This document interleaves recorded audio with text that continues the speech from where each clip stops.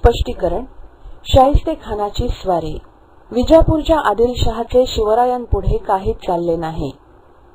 त्याने शिवरायांची तह केला आणि त्यांचे स्वतंत्र राज्य मान्य केले. यामुळे काही काळ दक्षिणेची बाजू सुरक्षित झाली. मग शिवराय उत्तरेकडील मुघलांकडे वळले. मुघलांच्या स्वाऱ्यांनी महाराष्ट्राची धूळधाण उडाली होती. त्यावेळी दिल्लीचा औरंगजेब हा मुघल बादशाह होता. त्यामुळे बादशाह चिडला.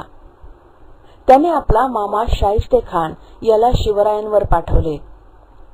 त्याच्याबरोबर पाऊण लाख सैन्य होते.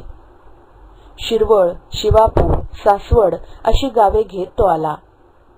त्याने पुरंदर किल्ल्याला वेढा दिला. पण मराठ्यांच्या गनिमी काव्यामुळे शाहिस्ते खानाचे सैन्य हैराण झाले. कंटाळून त्याने पुरंदरचा वेढा उठवला. फिरंगोजी नरसाळा. शाहिस्ते खान पुण्याकडे वळला. प्रथम त्याने चाकणचा किल्ला घेतला. चाकणच्या किल्ल्यात फिरंगोजी नरसाळ्याने मोठ्या मर्दुमकीने शाहिस्ते खानाशी मुकाबला केला. 2 महिने फिरंगोजीने किल्ला लढवला. पण शाहिस्ते खानाच्या तोफखान्यापुढे त्याचा टिकाव लागला नाही. त्याच्या शौर्यावर खुश होऊन त्याला बादशाही चाकरीचे आमिषही दाखवण्यात आले. पण फिरंगोजी बदलला नाही. लाल महालात शाहिस्ते खान. शाहिस्ते खान पुण्यात आला आणि त्याने शिवरायांच्या लाल महालात मुक्काम ठोकला. 1 वर्ष गेले, दुसरे गेले, पण तेथून शाहिस्ते खान हलला नाही.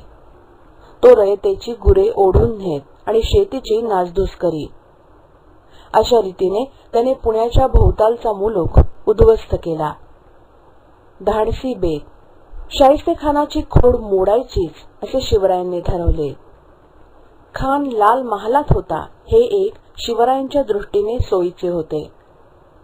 वाड्याची सर्व माहिती शिवरायांना होती. शिवरायांचे हुशार हेर खानाच्या गोटात होते. खुद्द शाहिस्ते खानाच्या महालात शिरून त्याला उडवावे असा बेत शिवरायांनी केला. शिवरायांनी दिवस निश्चित केला. तारीख 5 एप्रिल 1663 ची रात्र. शिवराय आपली माणसे घेऊन लग्नाच्या वरातीत शिरले. वरात पुढे गेली आणि शिवराय आणि त्यांची माणसे महालात शिरली. शाहिस्ते खानाची खोड मोडली. वाड्याला भगदाड पाडून शिवराय आत शिरले. त्यांना त्यांचा कानाकोपरा माहित होता. शिवरायांच्या माणसांनी पहारेकरांना बांधले. इतक्यात कोणीतरी तलवार घेऊन त्यांच्यावर धावून आला. शिवरायांनी त्याला ठार केले. तो शाहिस्ते खानाचा मुलगा होता.